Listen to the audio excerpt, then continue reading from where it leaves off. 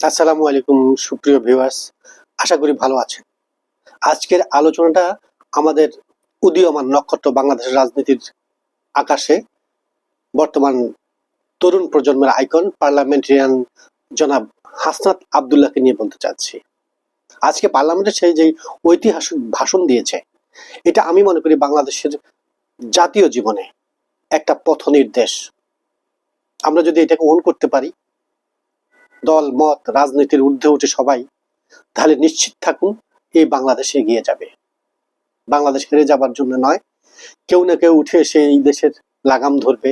হাসনাত আব্দুল্লাহ এই দেশে সেই একজন যাকে নিয়ে আমরা স্বপ্ন দেখতে পারি, গর্ববোধ করতে পারি। পার্লামেন্টে সে আজকে অনেকগুলো বিষয়ের উপরে দৃষ্টিপাত করেছেন, সকলের মনোযোগ আকর্ষণ করেছেন এবং সারা বাংলাদেশের মানুষের মনোযোগ আকর্ষণ করতে পেরেছে বলে আমি মনে করি। ঐক্য অনৈক্যের জায়গায় তিনি চমৎকারভাবে উপস্থাপন করেছেন যে আমরা একমত হতে পারি, অনেক বিষয়ে দ্বিমত পোষণ করতে পারি, এটাকে মেনে নিতে হবে। ন্যায্যতার ভিত্তিতে দেশের স্বার্থে যা জনগণের জন্য কল্যাণ সেটা আমাদের করতে হবে।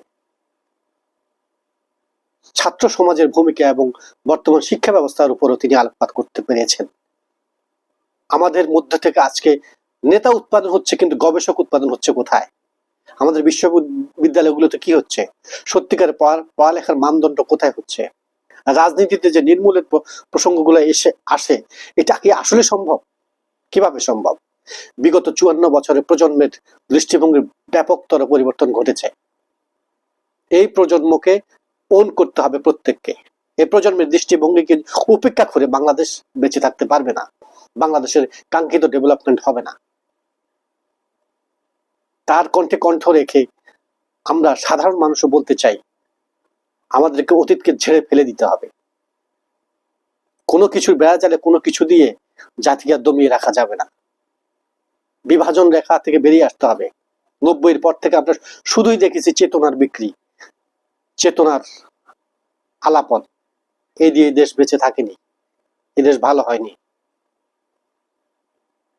আমরা এই জায়গা থেকে বিশ্বাস করতে চাই সবাই দেশ এগিয়ে যাবে, দেশের জন্য আমরা কল্যাণকর কিছু দেখব।